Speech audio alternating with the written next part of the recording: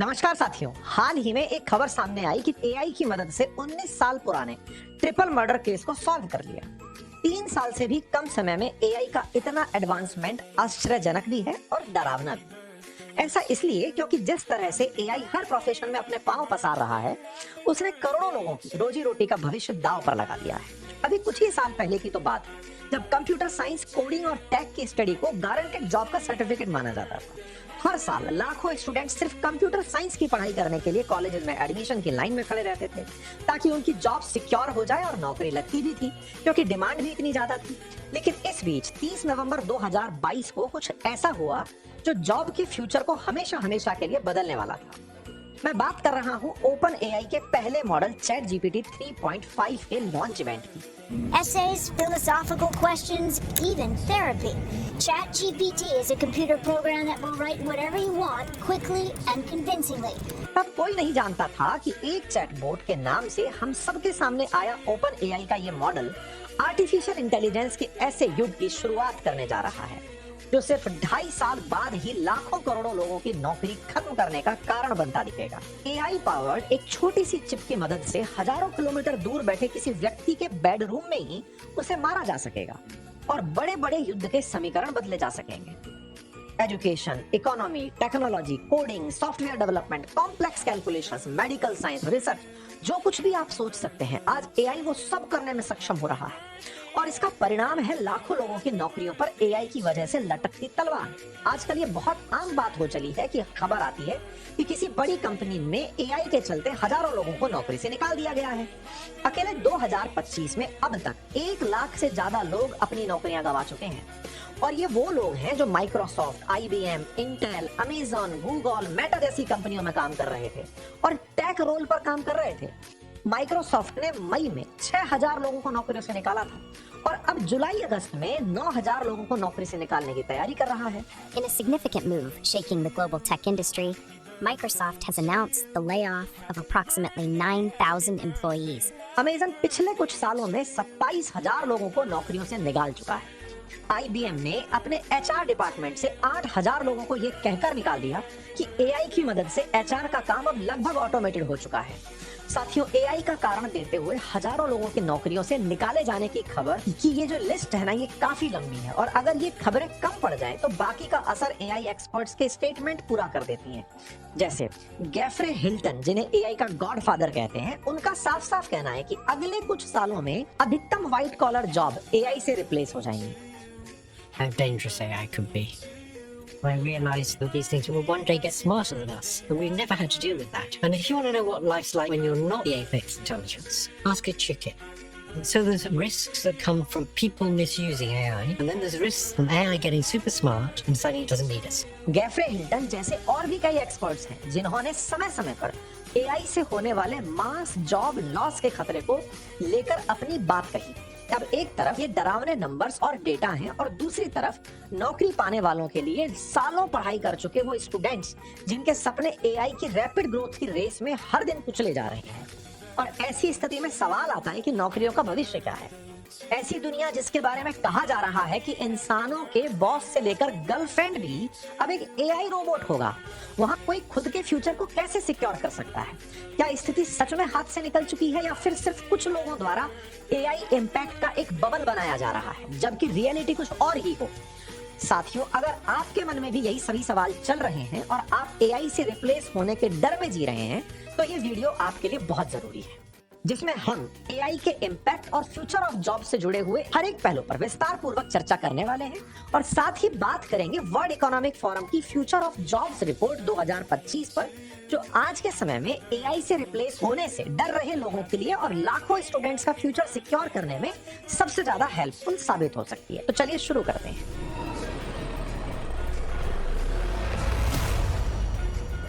Video शुरू करने से पहले आपको ये जानना भी चाहिए कि आज का दौर वो है जहां हर नया ऐप, हर नया टूल, हर नई नौकरी के पीछे एक ही चीज काम आ रही है, एआई।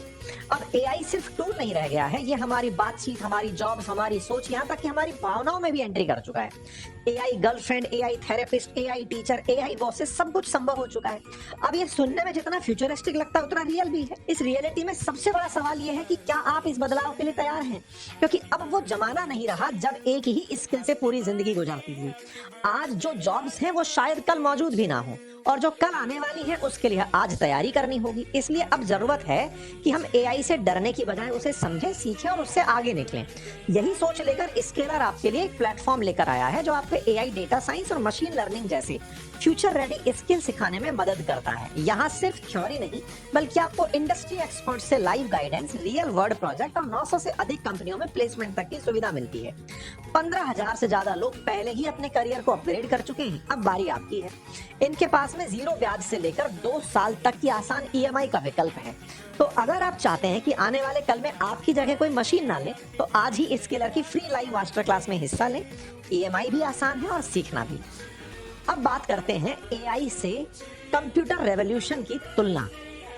असल में देखिए, इस बात को कोई भी दोहराए नहीं है कि एआई की वजह से बहुत सारी जॉब्स गई हैं और आगे भविष्य में भी ऐसा ही होता रहेगा। लेकिन ये पहली बार नहीं है जब किसी नई तकनीकी ने जॉब मार्केट में कोई इम्पैक्ट किया हो। 1970 के दशक में जब कंप्यूटर रेवोल्यूशन आया था, तब भी कुछ इसी तरह की सिचुएशन बनती हुई दिखी थी। लोगों ने मास जॉब लॉस की बातें कही थी। गवर्नमेंट्स को एक बार फिर से यूनिवर्सल बेसिक इनकम के बारे में सोचने को कहा गया था। बड़े बड़े इकोनॉमिस्ट्स ने कंप्यूटर के रेवोल्यूशन को टेक्नोलॉजिकल अनएम्प्लॉयमेंट क्राइसिस से जोड़ दिया था। ऐसा नहीं था कि उनकी ये सारी बातें गलत साबित हुई थी। बहुत से ऐसे जॉब रोल वास्तव में थे जो कंप्यूटर के आने से बिल्कुल खत्म हो गए थे, जैसे क्लरिकल काम थे, एडमिनिस्ट्रेटिव काम थे, या मैन्युफैक्चरिंग से जुड़ी कुछ नौकरियां खत्म हुई थी। वर्ड प्रोसेसर्स और स्प्रेडशीट का अडॉप्शन बढ़ने से सेक्रेटेरिएट, टाइपिस्ट, बुक कीपर्स और रेपिटेटिव टास्क ऑटोमेटेड हो गए थे, और ऐसी बहुत सी नौकरियां थी जो कंप्यूटर के आने से खत्म हुई थी। लेकिन ऐसा नहीं था कि ये एक दिन में खत्म हुई हो। कंप्यूटर को दुनिया के हर देश और डिपार्टमेंट का हिस्सा बनने में लगभग 30 साल का समय लगा था। और ऐसा भी नहीं था कि इस 30 साल में लोगों ने सिर्फ अपनी नौकरियां गंवाई थी, बल्कि जितनी नौकरियां कंप्यूटर रेवोल्यूशन ने खत्म की थी, उससे कहीं ज्यादा नौकरियां आईटी, सॉफ्टवेयर, डिजिटल सर्विसेज में जनरेट भी हुई थी। लेकिन इन नौकरियों को पाने के लिए नए स्किल की जरूरत भी थी। अब जो लोग नए स्किल को सीख पाए, नए जॉब मार्केट की जरूरतों को समझ पाए, उन्हें तो बढ़िया नौकरी मिलती चली गई। लेकिन जिन्होंने समय रहते चीजों को अडॉप्ट नहीं किया, उन्हें इसका नुकसान झेलना पड़ा। और आज जब हम एआई रेवोल्यूशन की बात करते हैं, तो मास जॉब लॉस हो या यूनिवर्सल बेसिक इनकम की डिबेट ये एक बार फिर से हाईलाइट होती है। और इसको लेकर भी बहुत से एक्सपर्ट्स का कहना है कि एआई जितना जॉब खत्म करेगा, उससे ज्यादा नई जॉब भी क्रिएट करेगा। लेकिन जब कुछ रिपोर्ट्स के नंबर पर ध्यान जाता है, तो अभी तक ऐसा होते हुए दिखता नहीं है। ये मैं इसलिए कह रहा हूं क्योंकि एआई से क्रिएट होने वाले नए जॉब रोल को लेकर मैकिन्जी ग्लोबल इंस्टीट्यूट की तरफ से की गई एक स्टडी में दावा किया गया कि साल 2030 तक एआई 2 से लेकर 5 करोड़ नई नौकरियां दुनिया भर में पैदा करेगी। लेकिन दूसरी रिपोर्ट जो कि इन्वेस्टमेंट बैंक गोल्डमैन सैक्स की तरफ से जारी की गई, उसमें कहा गया कि 2030 तक एआई लगभग 30 करोड़ नौकरियों को रिप्लेस कर देगा। हालांकि इस रिपोर्ट में नई जॉब क्रिएट होने की बात भी कही गई, लेकिन नई जॉब के नंबर पर कुछ नहीं कहा गया। अब अगर इन रिपोर्ट में दिए गए नंबर्स को सही मान लिया जाए, तो इनके मुताबिक एआई से खत्म हो रही जॉब का नंबर इससे जनरेट होने वाली नई जॉब के नंबर से कई गुना ज्यादा है, जो कि कंप्यूटर रेवोल्यूशन के बिल्कुल उलट है। लेकिन फिर भी ऐसी बहुत से एक्सपर्ट्स और रिपोर्ट्स हैं जो दावा करते हैं और भरोसा देते हैं कि आने वाले सालों में एआई की मदद से और ज्यादा नौकरियां पैदा होने वाली हैं। साथियों, एआई को लेकर ये जो अलग अलग मत हैं कि कोई मास जॉब लॉस की बात कर रहा है, तो कोई बहुत सारी नई जॉब जनरेट होने की बात कर रहा है, इसका सबसे बड़ा कारण है कंप्यूटर रेवोल्यूशन और एआई रेवोल्यूशन के बीच का अंतर। जहां कंप्यूटर रेवोल्यूशन ने मैनुअल और रिपीटेटिव टास्क को खत्म किया, वहीं एआई इससे 2 कदम आगे जाते हुए कॉग्निटिव, क्रिएटिव और डिसीजन मेकिंग जैसे टास्क को ऑटोमेट करने की क्षमता रखने लगा। यानी ये ज्यादा लोगों की जॉब को इम्पैक्ट कर सकता है। जहां कंप्यूटर ने ज्यादातर लेखा जोखा रखने वाले जैसे क्लर्क्स, टाइपिस्ट की जॉब को खत्म किया, जबकि एआई ने HR, marketing, legal assistant, journalist, artist से लेकर बीपीओ, टेक में यूज होने वाले लगभग सभी एंट्री लेवल स्किल जैसे क्रिटिकल प्रॉब्लम सॉल्विंग, कोडिंग और सॉफ्टवेयर डेवलपमेंट का काम भी कर दिया। तीसरा, जो सबसे बड़ा कंप्यूटर और एआई के रेवोल्यूशन में देखने वाला अंतर है, वो है पेस ऑफ चेंज का। मतलब ये सबसे बड़ा वो कारण है जो एआई को कंप्यूटर रेवोल्यूशन से कई गुना ज्यादा खतरनाक बनाता है। जैसा मैंने आपको शुरुआत में कहा कि कंप्यूटर को पूरी दुनिया तक पहुंचने में 30 साल का समय लगा। इसके चलते जॉब लॉस का जो रेट था वो स्लो था और नई जनरेशन काफी अच्छा समय मिल गई थी और वो नई स्किल सीख करके ज्यादा टाइम स्पेंड करके कंप्यूटर को यूज करके अडॉप्ट कर गई थी। लेकिन एआई के साथ ऐसा नहीं हुआ। जहां 4-5 साल पहले ये डेवलपिंग फेज में रिपोर्ट्स में पढ़ी और रिसर्च में सुनी जाती थी, उसने मात्र 2.5 साल में हर मोबाइल को पकड़ लिया। दर्जन भर से ज्यादा एआई प्लेटफॉर्म आज मोबाइल में उपलब्ध हैं, जिनकी मदद से बहुत सी ऐसी चीजें कर पा रहे हैं जिन्हें आज से 1.5-2 साल पहले एक प्रोफेशनल आदमी करने की जरूरत पड़ती थी। चाहे वो इमेज जनरेशन की बात हो, ईमेल राइटिंग की बात हो, पेंटिंग जनरेशन हो, वीडियो जनरेशन हो, शॉर्ट एड जनरेशन हो, कोड राइटिंग हो, ये सब कुछ एक आसान से प्रॉम्प्ट से एआई आपके लिए करके दे देता है और बहुत बढ़िया तरीके से कर सकता है। अभी रिसेंटली वायरल हुए गिबली ट्रेंड को अगर आपने देखा हो, इसका एक बड़ा उदाहरण है। जिस आर्ट को हयाओ मियाजाकी ने 40 साल से बनाते हुए आ रहे थे, जिस आर्ट की मदद से उन्होंने कई लोगों को एम्प्लॉयमेंट दिया, अपने स्टूडियो में बैठकर दुनिया को बहुत सारी खूबसूरत गिबली स्टाइल फिल्म बनाकर दी, लेकिन चैट जीपीटी ने हयाओ मियाजाकी की 40 साल की मेहनत को अपने करोड़ों यूजर्स के लिए सिर्फ एक क्लिक में एक्सेसिबल बना दिया। बहुत सी कंपनीज ने किसी एजेंट को काम देने की बजाय एआई जनरेटेड शॉर्ट एडवर्टाइजमेंट को अपना लिया। अब भले ही अभी एआई जनरेटेड वीडियो इमोशनली इतने इम्पैक्टफुल नहीं है, लेकिन दिखने में बहुत रियलिस्टिक है। सोचिए, जब विल स्मिथ और स्पैगेटी खाते हुए एआई जनरेटेड वीडियो थे, इस एआई जनरेटेड वीडियो तक आने में केवल 2 साल का समय लगा हो, तो आने वाले 5 से 10 साल में एआई से जनरेट होने वाले वीडियो कंटेंट का स्तर कितना सुधर जाएगा। एआई प्लेटफॉर्म में इसी लेवल की रैपिड ग्रोथ हर एक चीज में देखी जा सकती है, चाहे वो बेसिक कोडिंग की बात हो, कॉम्प्लेक्स प्रॉब्लम सॉल्विंग की बात हो, या फिर सीवियर मेडिकल सिचुएशंस को एनालाइज और ट्रीट करने की क्षमता हो। एआई हर दिन और ज्यादा यूजफुल और एडवांस होता जा रहा है और बहुत तेजी से होता जा रहा है। कॉम्प्लेक्स प्रॉब्लम को सॉल्व करने से मतलब है जैसे एक ऐसी प्रॉब्लम या टास्क जो इंसानों की क्षमता से बाहर थी, या फिर अपनी पूरी कोशिश के बाद भी इंसान उसको हल नहीं कर पा रहा था। इसके ऊपर बात करते हुए मैंने वीडियो की शुरुआत में भी कहा था कि आज एआई की मदद से 20-20 साल पुराने केस सॉल्व हो रहे हैं। ऐसे ही एक केस सॉल्विंग का मामला केरल से सामने आया, जिसमें पुलिस ने एआई की मदद से 19 साल पहले हुए रंजनी और उसके जुड़वा बच्चे के हत्यारों को पकड़ लिया। दरअसल पुलिस 19 साल से हत्या के आरोपी दिविल कुमार और राजेश को ढूंढ रही थी, लेकिन इतने सालों में उनकी शक्ल में हुए बदलाव की संभावना से पुलिस कोई ठोस कदम नहीं उठा पा रही थी। अब यहाँ पर पुलिस का एक एक्सपेरिमेंट के तौर पर एआई मदद से उनकी पुरानी फोटो को ऐसा बनती है कि ये दोनों उस 19 साल बाद कैसे दिखते होंगे, इनके चेहरे पर क्या बदलाव आए होंगे। एआई की मदद से जो फोटो बनी उसका 90% मैच सोशल मीडिया पर अपलोड की गई एक वेडिंग फोटो के साथ हो गया। परिणाम स्वरूप पहला आरोपी राजेश कुमार, जो कि प्रवीण कुमार के नाम से पांडिचेरी में रह रहा था, उसे पकड़ लिया गया और दूसरे आरोपी डेविल कुमार को भी प्रवीण की मदद से पकड़ लिया गया। पिछले कुछ महीनों में ऐसे ढेर सारे कॉम्प्लेक्स क्रिमिनल केसेस की न्यूज सामने आ रही है जो एआई की मदद से सॉल्व हो रहे हैं। साथियों, एआई का यही रैपिड एडवांसमेंट और फास्ट चेंज ऑफ पेस सबसे बड़ा कारण है कि कुछ लोगों का मानना है कि कंप्यूटर रेवोल्यूशन के मुकाबले एआई रेवोल्यूशन काफी ज्यादा खतरनाक साबित हो सकता है। और जिन लोगों का ये मानना है उनमें एआई के खुद गॉड फादर गैफ्रे हिल्टन शामिल हैं। How dangerous AI could be. I realized that these things will one day get smarter than us, but we've never had to deal with that. And if you want to know what life's like when you're not the apex intelligence, ask a chicken. And so there's risks that come from people misusing AI, and then there's risks from AI getting super smart and deciding it doesn't need us. अब ये बात हुई AI revolution से जुड़े report, data, number और कुछ experts की possible prediction की।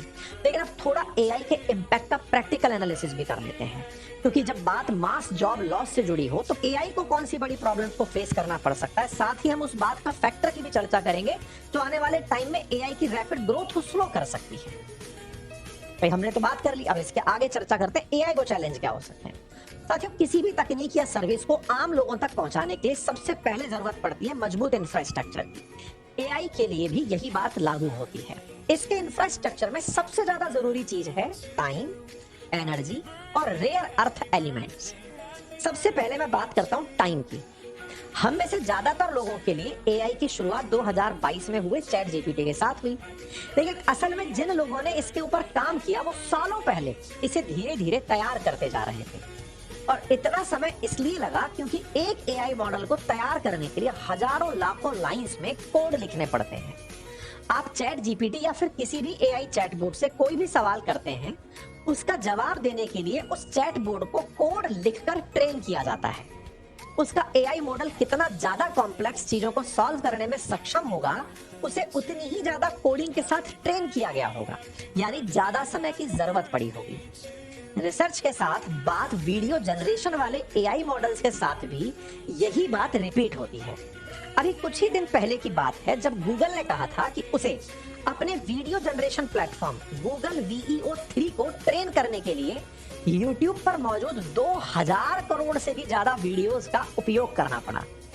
और अगर अभी की स्थिति को आंका जाए तो कोडर, प्रोग्रामर्स और बाकी एंट्री लेवल जॉब को पूरी तरह से हटाने के लिए अभी एआई को पूरी तरह सक्षम नहीं माना जा सकता। खुद माइक्रोसॉफ्ट भी इस बात को कह चुका है कि अभी सिर्फ 30% कोडिंग ही हम कर पाए हैं, यानी कि लाखों लाइंस की कोडिंग और अरबों वीडियो की मदद से एक एआई मॉडल को तैयार करने में ट्रेनिंग फेज में लगने वाला समय के बाद एआई मॉडल ट्रेन करने और इसकी रैपिड ग्रोथ के लिए सबसे जरूरी है डेटा सेंटर और एनर्जी की बढ़ती खपत, जो आने वाले सालों में एआई की ग्रोथ को स्लो कर सकते हैं, खास तौर पर विकासशील और अविकसित देशों में। ये डेटा सेंटर्स क्या होते हैं? सरल शब्दों में डेटा सेंटर एक बहुत बड़ा एरिया में फैला हुआ डिजिटल वेयर हाउस होता है, जिसके अंदर हजारों लाखों पावरफुल कंप्यूटर्स काम कर रहे होते हैं। क्या काम करते हैं? एक यूजर के तौर पर इंटरनेट पर जो भी हम एक्टिविटी करते हैं, चाहे वो वीडियो देखना हो, किसी डेटा को स्टोर करना हो, प्रोसेस करना हो या किसी को भेजना हो, ये सब डेटा सेंटर ही करता है। बस हम अपनी स्क्रीन से कमांड करते हैं, कहीं दूर स्थित डेटा सेंटर हमारी उस कमांड को प्रोसेस करता है। उदाहरण के लिए अभी आप YouTube पर ये जो वीडियो देख रहे हैं, इसे YouTube ने गूगल के किसी डेटा सेंटर पर स्टोर किया हुआ है और गूगल के इन्हीं डेटा सेंटर्स पर YouTube अपनी सारी वीडियोस को स्टोर और सर्व करता है। बाकी गूगल डेटा सेंटर में जीमेल, डॉक्स, क्लाउड, सारी गूगल सर्विसेज का डेटा स्टोर रहता है। इसी तरह मेटा के अपने डेटा सेंटर में जहां इंस्टाग्राम, फेसबुक, व्हाट्सएप का डेटा स्टोर होता है, वो 24/7 काम करता है। अब एआई टूल्स आज जो भी काम कर पा रहे हैं, उसमें इन्हीं डेटा सेंटर्स का सबसे ज्यादा इंपॉर्टेंट रोल है।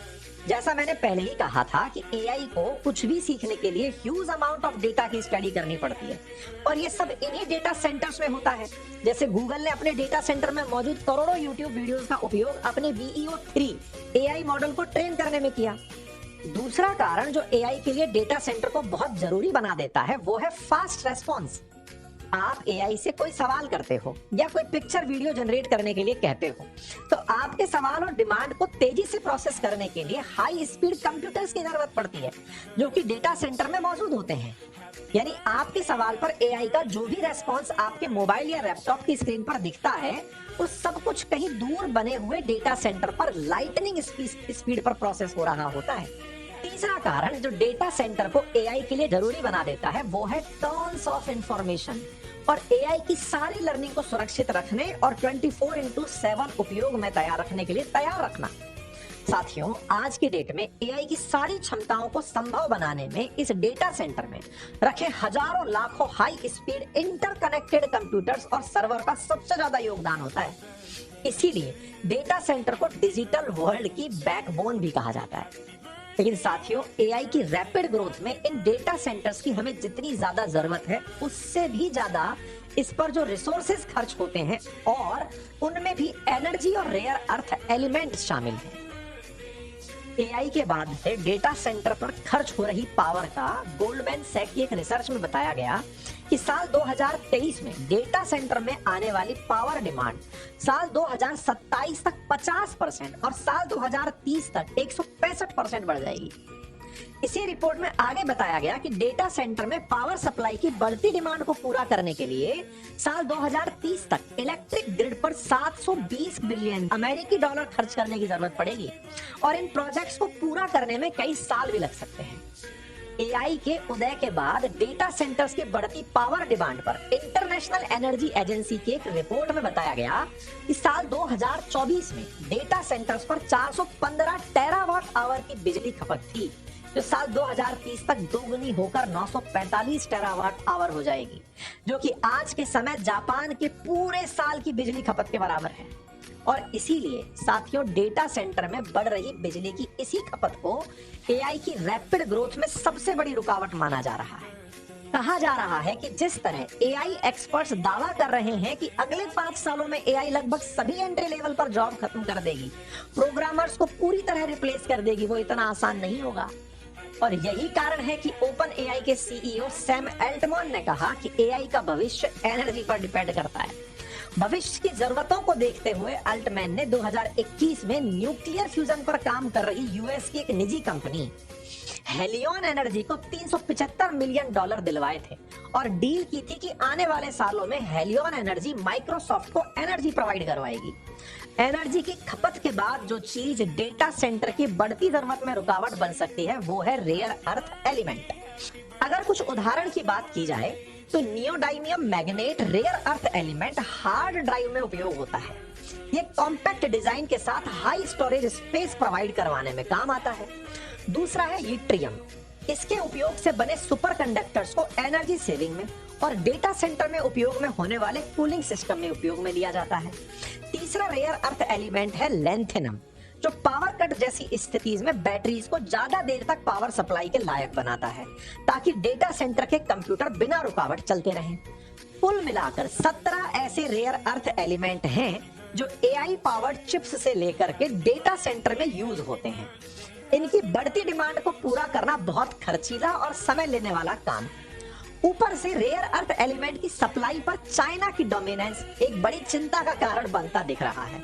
एआई की रैपिड ग्रोथ में वो रुकावट भी बन रहा है।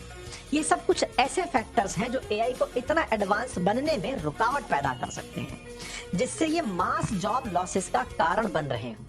खास तौर पर भारत जैसे विकासशील या बाकी अविकसित देशों में जहां आज भी करोड़ों लोगों के लिए बेसिक इंफ्रास्ट्रक्चर का अभाव है। ये देश इतना जल्दी एआई के इंफ्रास्ट्रक्चर में करोड़ों अरबों रुपए निवेश करने की स्थिति में नहीं है। लेकिन साथियों, इसका मतलब ये नहीं है कि एआई की ग्रोथ रुक जाएगी। थोड़ा समय और टाइम तो लगेगा, लेकिन एआई का एडवांसमेंट होता रहेगा। 5 की जगह 10 साल लग सकते हैं। कंप्यूटर की तरह ये धीरे धीरे हर डिपार्टमेंट का हिस्सा बन जाएगा। शायद सरकारी नौकरियां भी कुछ हद तक सुरक्षित ना हो, लेकिन प्राइवेट कंपनीज जितना जल्दी हो सके उतना जल्दी एआई के एडवांसमेंट को अडॉप्ट कर सकेंगी।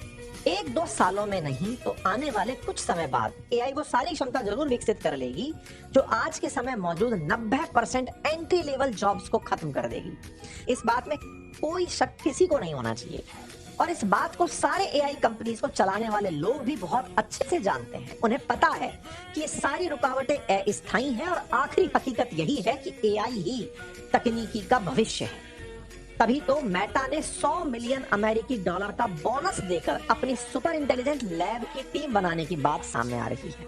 ओपन एआई, गूगल, मेटा अरबों डॉलर का निवेश करके एआई का इंफ्रास्ट्रक्चर तैयार कर रहे हैं और सिर्फ एआई ही नहीं बल्कि एआई से कई गुना अधिक क्षमता वाले एजीआई पर भी काम शुरू हो चुका है। तो साथियों, हमें ये सोचकर लापरवाह नहीं होना है कि एनर्जी डिमांड की वजह से या फिर रेयर अर्थ एलिमेंट की कमी से एआई का एडवांसमेंट रुक जाएगा और हमारी नौकरियां सुरक्षित रहेंगी। बल्कि सही तरीका ये है कि हम वर्स्ट सिनेरियो के लिए तैयार रहें। लेकिन कैसे? इसका जवाब छिपा है वर्ल्ड इकोनॉमिक फोरम की फ्यूचर ऑफ जॉब रिपोर्ट 2025 में। साथियों, वर्ल्ड इकोनॉमिक फोरम हर कुछ साल में फ्यूचर ऑफ जॉब रिपोर्ट को पब्लिश करता है। इस रिपोर्ट में tech revolution, economy, climate change, business trend हर एक चीज को गहराई से पढ़ा और समझा जाता है, जिसके ऊपर ये रिपोर्ट बनकर तैयार होती है। अब वैसे तो ये रिपोर्ट 290 पन्नों की है, जिसे इस वीडियो में पूरी तरह एक्सप्लेन करना संभव नहीं है, लेकिन कुछ जरूरी पॉइंट्स मैं आपको जरूर बताऊंगा। अगर आपको इस रिपोर्ट को विस्तार पूर्वक पढ़ने की जरूरत लगे तो इसका लिंक भी आपको डिस्क्रिप्शन बॉक्स में दे दिया जाएगा। अब मैं सीधे बताता हूं कि इस रिपोर्ट में फ्यूचर जॉब्स के बारे में जो पॉइंट हैं, रिपोर्ट के पेज नंबर 18 पे बताया गया है कि अगले 5 सालों में यानी कि साल 2030 तक 92 मिलियन यानी 9 करोड़ 20 लाख नौकरियां खत्म होंगी, जबकि 78 मिलियन नई नौकरियां पैदा होंगी। और अब ये नंबर दुनिया भर के लिए हैं। अब सवाल है कि साहब कौन सी नौकरियां खत्म होंगी और कौन सी बढ़ेंगी? इस पर इस रिपोर्ट के पेज नंबर 19 और 20 में बताया गया है, जैसे big data specialist, fintech engineer, AI and machine learning specialist, software and application developer, security management specialist, data warehousing specialist, autonomous and electric vehicle specialist, UI and UX designer, light truck और delivery service, internet of things specialist, data analyst, environment engineers, informative security analysis, DevOps engineers, renewable energy engineers. ये ऐसी नौकरियां हैं जिनकी demand बढ़ने वाली है, जबकि building caretaker, cleaner, housekeeper, administrative assistant, executive secretary, transportation attendance, conductor, bank teller, retailer clerk, printing, related trader work, business services, accounting, bookkeeping, payroll clerk, graphic designer, cashier, ticket clerk, claim adjuster, examiner, investigator, accountant और auditor, security guard, material recording work, ये वो नौकरियां हैं जो तेजी से घटने वाली हैं या पूरी तरह खत्म होने वाली हैं। इसके अलावा इस रिपोर्ट में एआई के चलते तेजी से बढ़ते हुए ऑटोमेशन पर भी डेटा दिया गया है। बहुत से सेक्टर जैसे हेल्थ केयर से लेकर government, public sector, energy, retail, manufacturing, supply chain, production और तमाम सेक्टर्स में ऑटोमेशन काफी तेजी से बढ़ रहा है। टॉप स्किल्स की अगर बात करें तो इस रिपोर्ट के पेज नंबर 36 पे बताया गया है कि एआई, बिग डेटा, नेटवर्क और cyber security, technological literacy, creative thinking, resilience, flexibility, agility, curiosity और life long learning, leadership and social influence, talent management, analytical thinking, environment, stewardship, system thinking, motivation and self awareness, empathy and active listening, design and user experience, service oriented and customer service जैसे skills को highlight किया है। इसके अलावा इस report में कुछ बहुत सी ब्लू कॉलर और फार्मिंग सेक्टर की जॉब्स को तेजी से बढ़ती जॉब्स की श्रेणी में रखा गया है, जैसे farm worker, labour, agriculture worker, light truck delivery service farmer, framer, finisher, trade worker, shop sales person, food processing worker, car, van, motorcycle driver आदि। आपके मन में ये सवाल आ रहा होगा कि इस रिपोर्ट पर कितना भरोसा किया जाए, और ये सवाल आना बिल्कुल सही भी है। तो इसका जवाब भी आपको इसी फोरम द्वारा पब्लिश की गई फ्यूचर ऑफ जॉब रिपोर्ट 2018 में मिल जाएगा, जिसमें उन्होंने पेज नंबर 17 पर बताया था कि साल 2022 तक नई टेक्नोलॉजी का अडॉप्शन बढ़ेगा, big data, artificial intelligence, cloud technology business growth का हिस्सा बनेंगी। इसके अलावा इन्होंने अपनी रिपोर्ट में जॉब्स के बारे में बताया था कि कैसे एआई और नए स्किल फ्यूचर जॉब्स की परिभाषा को बदलने का काम करेंगे, और इस रिपोर्ट में साल 2018 में बताई गई बातें आज सच साबित हो रही हैं। 2018 में कोई भी आदमी ये अंदाजा नहीं लगा सकता था कि 4-5 साल बाद हम एआई की दुनिया को बनते हुए देख रहे होंगे, इसके प्रभाव को जान रहे होंगे। इसीलिए इस वीडियो की शुरुआत में मैंने आपसे कहा था कि वर्ल्ड इकोनॉमिक फोरम की ये रिपोर्ट आपके लिए बहुत मददगार साबित हुई। तो चलिए आखिर में आपको इस रिपोर्ट में बताई गई एक बात और कहना चाहूंगा कि नौकरी के लिए सिर्फ अपनी पढ़ाई के भरोसे मत बैठिए। अगर आपको तेजी से एडवांस होती एआई के इस दौर में जॉब मार्केट में अपनी वैल्यू बनाए रखनी है तो आपको लगातार सीखना होगा, हर वो स्किल डेवलप करना होगा जो आपको एआई से 2 कदम आगे रखे। फ्यूचर ट्रेंड्स और जॉब मार्केट की नीड्स को समझना होगा, क्योंकि ये बात बिल्कुल सच है कि एआई के एडवांसमेंट के साथ साथ आप बेसिक स्किल्स से भविष्य में जॉब मार्केट में बिल्कुल भी सरवाइव नहीं कर पाएंगे। इसीलिए वर्ल्ड इकोनॉमिक फोरम की जॉब रिपोर्ट में जिन फास्टेस्ट ग्रोइंग जॉब का जिक्र किया गया है वो सब हाईली स्किल्ड लोगों की डिमांड करते हैं, और यही बात कुछ दिनों पहले जीरोधा के को फाउंडर निखिल कामत ने भी कही थी कि अब 4 साल की डिग्री के बाद लाइफ लॉन्ग एम्प्लॉयमेंट के दिन जा चुके हैं। इसलिए बहुत जरूरी है कि हमें एआई को नहीं बल्कि इसके चारों ओर चल रही बहस को भी नजरअंदाज करना होगा और आवश्यक चीजों पर ध्यान देना होगा। तो ये था हमारा वीडियो एआई के एडवांसमेंट, इसके लिए कहीं बन रही रुकावटें और नौकरियों में भविष्य पर इसका क्या प्रभाव होगा। आशा करता हूँ कि ये वीडियो आपको पसंद आया हो, इसमें दी गई जानकारी आपको एक सही निर्णय लेने में मदद करे, और अगर आप चाहते हैं कि आने वाले कल में आपकी जगह मशीन ना ले तो आज ही स्केलर की फ्री लाइव मास्टर क्लास का हिस्सा बने। ईएमआई भी आसान है और सीखना भी। वीडियो में आखिर तक बने रहने के लिए बहुत बहुत धन्यवाद।